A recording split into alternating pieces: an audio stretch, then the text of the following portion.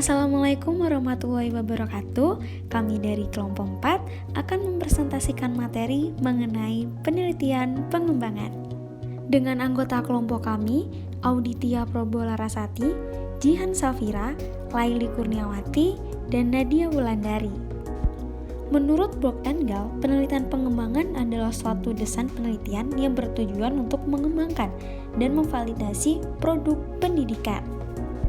Untuk implementasinya sendiri, berangkat dari permasalahan pembelajaran di kelas yang membutuhkan sentuhan inovasi baik berupa produk perangkat lunak maupun keras sebagai solusi alternatif.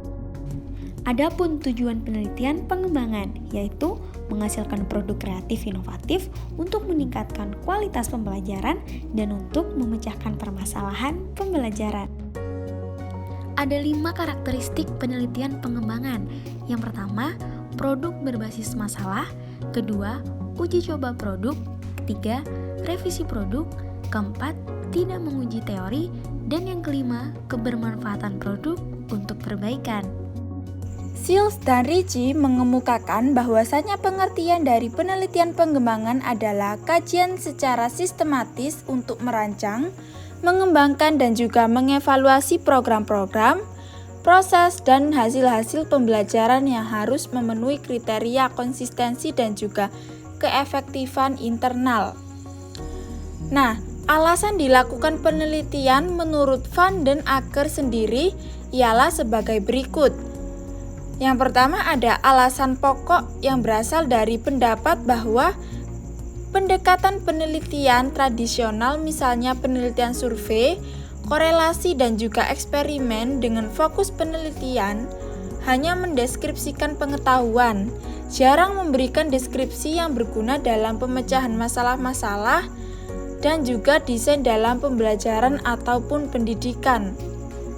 Alasan lainnya yaitu adanya semangat tinggi dan kompleksitas sifat kebijakan reformasi dalam dunia pendidikan. Selanjutnya adalah perbedaan mengenai fokus penelitian pengembangan dan juga penelitian tindakan kelas dari sumber masalahnya dan juga produknya. Penelitian tindakan kelas bertujuan yaitu untuk menghasilkan strategi pembelajaran untuk memecahkan masalah pembelajaran di kelas. Sementara itu, penelitian pengembangan ini bertujuan untuk menghasilkan perangkat pembelajaran yang diharapkan dapat memecahkan masalah pembelajaran di kelas. Nah, untuk penelitian tindakan kelas sendiri tidak perlu tahapan validasi ahli. Sementara untuk penelitian pengembangan memerlukan tahapan validasi ahli sebelum uji coba perangkat pembelajaran tersebut. Kemudian berbicara mengenai rumusan masalah. Terdapat 2 informasi dalam rumusan masalah dan juga rumusan tujuan dari penelitian pengembangan. Yang pertama, masalah yang akan dipecahkan, dan yang kedua, spesifikasi perangkat pembelajaran yang akan dihasilkan. Spesifikasi produk penelitian pengembangan. Hakikat penelitian pengembangan terletak pada produk yang dihasilkan serta efektivitas produk untuk peningkatan kualitas pembelajaran. Terkait dengan jenis produk yang dihasilkan oleh penelitian pengembangan tergantung pada berbagai variabel atau komponen yang terkait dengan sistem pembelajaran itu sendiri. Berikut adalah jenis-jenis produk penelitian pengembangan dalam bidang pendidikan. 1. Alat peraga. Alat peraga merupakan alat bantu yang digunakan untuk memeragakan sesuatu atau untuk menjelaskan materi pelajaran agar materi tersebut lebih mudah dipahami oleh peserta didik. Dalam konteks pembelajaran, alat peraga ini memiliki fungsi A. Merangsang minat belajar, B. Mempermudah siswa memahami materi pelajaran, C. Merangsang daya kognitif siswa, D. Memperkuat ingatan jangka panjang siswa, E. Menciptakan atmosfer belajar yang interaktif, komunikatif, dan aspiratif. Kedua, media pembelajaran elektronik. Media merupakan salah satu komponen yang memiliki pengaruh signifikan untuk meningkatkan proses dan hasil belajar.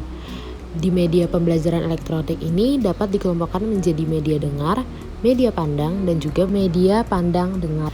Untuk media dengar, misalnya ada tape recorder dan radio. Media pandang, misalnya film-film, sedangkan media pandang dengar misalnya TV, FCD, dan lain-lain. Laboratorium bahasa juga dapat dikelompokkan sebagai media dengar atau pandang dengar tergantung jenis lab yang digunakan. Ketiga adalah bahan ajar. Bahan ajar merupakan salah satu bagian integral dari keutuhan eksistensi pendidikan. Eksistensi bahan ajar yang strategis dan fungsional dalam pendidikan tentunya harus diimbangi oleh keberadaan bahan ajar yang berkualitas. Terkait dengan kualitas bahan ajar, Dick and Carey memberikan rambu-rambu dalam penyeleksian atau penyusunan materi pembelajaran atau bahan ajar.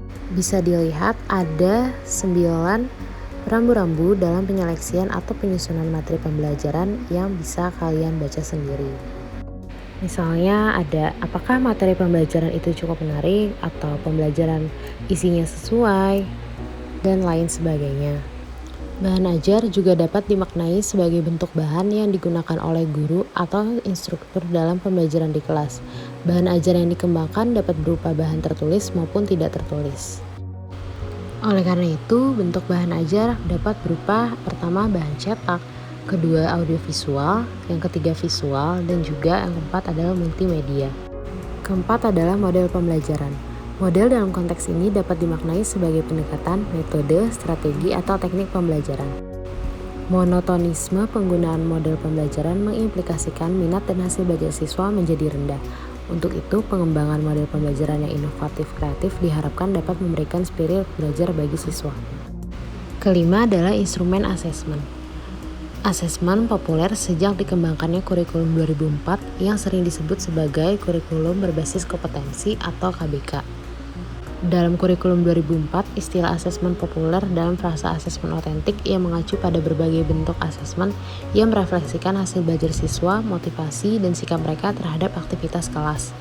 Bentuk-bentuk instrumen asesmen otentik dapat dikembangkan, misalnya asesmen performasi yang menuntut siswa memberikan respon secara lisan atau tertulis.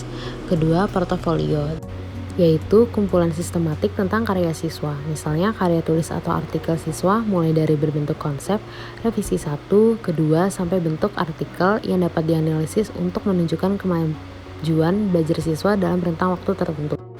Ketiga adalah asesmen diri, yaitu asesmen atau penilaian dilakukan oleh siswa itu sendiri. Dalam pelajaran bahasa, asesmen otentik dapat berupa wawancara, bercerita, demonstrasi, portofolio, dan lainnya. Terakhir adalah produk pembelajaran berbasis komputer. Di era teknologi ini, pembelajaran berbasis komputer maupun teknologi informasi atau lazim disebut dengan e-learning merupakan salah satu upaya untuk menginovasi pembelajaran. Menurut Darren E. Hartley, e-learning merupakan suatu jenis belajar mengajar yang memungkinkan tersampaikannya bahan ajar ke siswa dengan menggunakan media internet atau media jaringan komputer lain. Saat ini, pengembangan pembelajaran berbasis komputer, khususnya pengembangan software pembelajaran, menjadi prioritas kita sebagai upaya untuk menginovasi dan mengkreasi pembelajaran yang efektif dan menyenangkan. Dalam konteks pembelajaran, pengembangan software pembelajaran dapat berupa bahan ajar, strategi, atau model pembelajaran maupun berupa instrumen penilaian yang kesemuanya berbasis multimedia. Prosedur penelitian pengembangan. Saya mengambil 3 pendapat para ahli yang mengemukakan prosedur atau tahap-tahap yang harus dilakukan dalam penelitian pengembangan. Yang pertama, menurut Burke dan Gold tahun 1983, ada 10 langkah dalam mengembangkan produk, dalam hal ini yakni produk pembelajaran. Langkah yang pertama, yakni melakukan penelitian dan pengumpulan informasi, atau disebut dengan Research and Information Collecting, yang meliputi kajian pustaka dan pengamatan kelas. Tahap yang kedua yakni menyusun perencanaan atau planning, yang meliputi menentukan keterampilan, menentukan tujuan, dan menentukan urutan pembelajaran. Dilanjutkan dengan tahap ketiga yakni mengembangkan bentuk produk awal. Kegiatan ini meliputi penyiapan materi pembelajaran, buku pegangan atau handbook, dan piranti penilaian. Kemudian ada tahap keempat yakni melakukan uji lapang tahap awal. Uji lapang ini dilaksanakan pada 2-3 sekolah dengan menggunakan 6-12 subjek.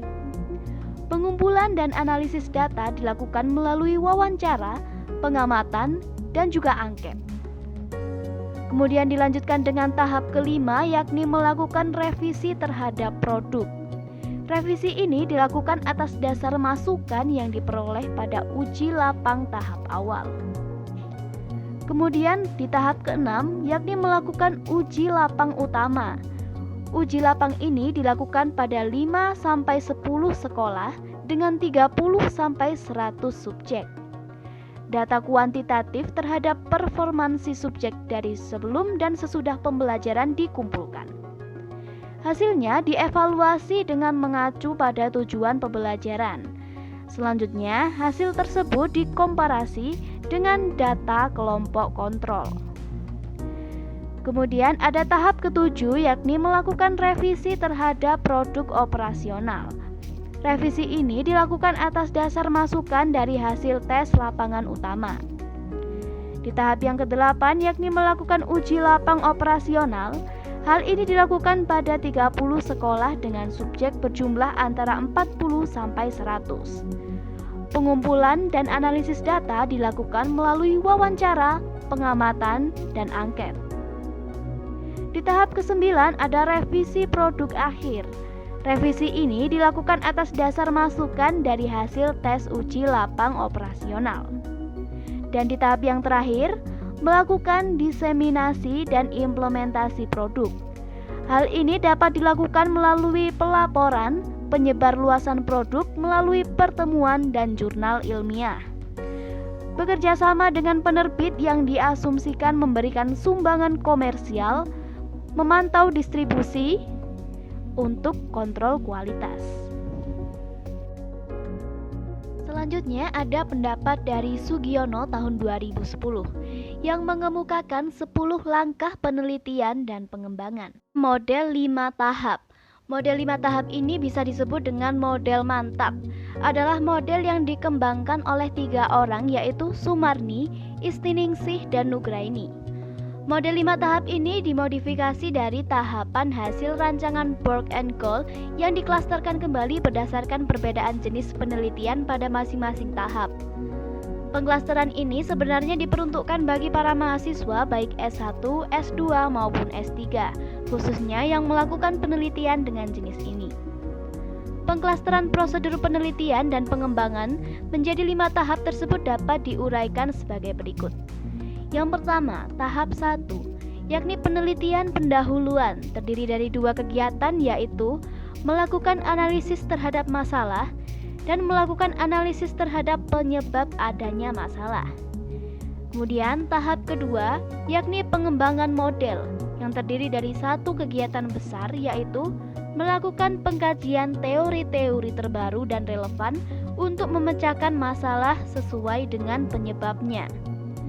Kemudian di tahap ketiga ada uji validasi model, yaitu melakukan uji validasi terhadap model tersebut dengan metode kualitatif, metode kuantitatif, atau metode kombinasi, dilanjutkan dengan revisi pertama.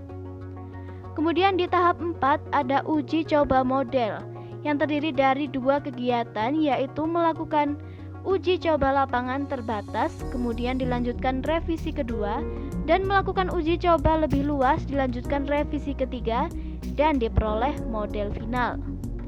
Dan yang terakhir ada tahap yang kelima yaitu diseminasi.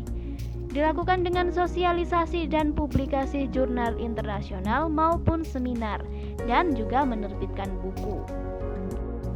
Paparan materi dari kelompok kami telah usai.